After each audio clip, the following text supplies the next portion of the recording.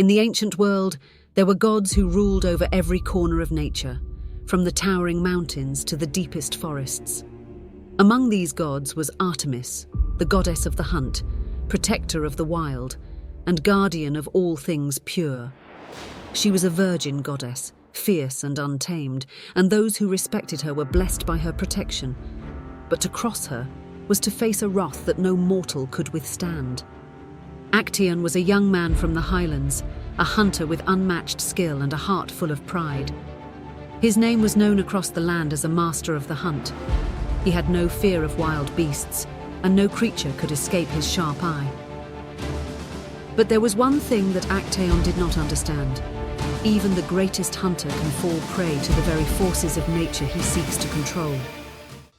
One fateful day, Actaeon wandered deep into the woods, following a trail that seemed to lead him to his next great prize. The air was thick with the scent of the earth, and the shadows grew longer as the forest grew wilder. But what he didn't know was that he was entering a sacred place, a place where mortals were forbidden to tread. For this was the sacred hunting ground of Artemis. There in the heart of the woods, Artemis bathed in a crystal-clear pool surrounded by her nymphs. She, the goddess of the hunt, was untouchable, protected by both her power and her purity.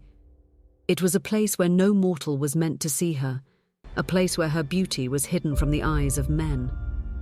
But Actaeon, driven by curiosity and his own arrogance, drew closer. His eyes fell upon the goddess in all her splendor, and for a moment the world seemed to pause. He gazed upon Artemis, not realizing that he had crossed a line that no one, not even a great hunter, should ever cross. The moment Artemis saw Actaeon, her expression changed. The purity of her bathing, the sacredness of her space had been violated, and in that moment, something inside her snapped. Artemis was no gentle goddess to be looked upon with lust or arrogance. She was wrathful, and her vengeance flew swift. She raised her hand and cast a terrible spell upon him. In an instant, Actaeon's body began to change. His legs grew longer, his face twisted, his arms stretched into powerful limbs. He screamed in pain. His once human form became that of a stag. Actaeon, now a creature of the wild, looked in terror at his transformed body. But it wasn't just his body that had changed. His dogs, once his loyal companions, now sensed him as prey. They saw him as nothing more than a stag, a wild animal to chase and devour. Actaeon tried to call out to his dogs to command them, but no words came. He was no longer their master. He was now the hunted. His own dogs began to chase him through the forest, their instincts overtaking their loyalty. The chase was relentless.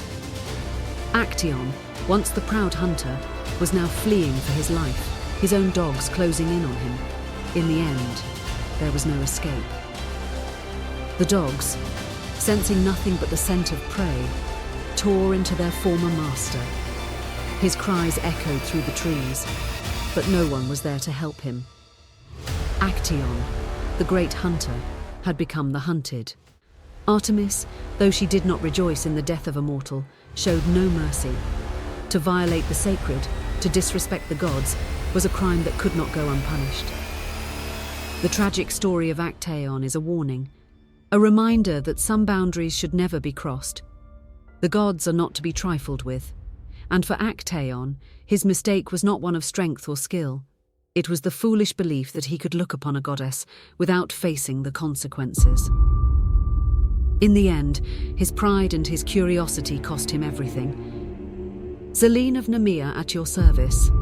If you want to hear more tales from the divine, where gods and mortals collide in unforgettable myths, legends and lore, make sure to subscribe to our channel and join us for the next chapter of the Divine Chronicles.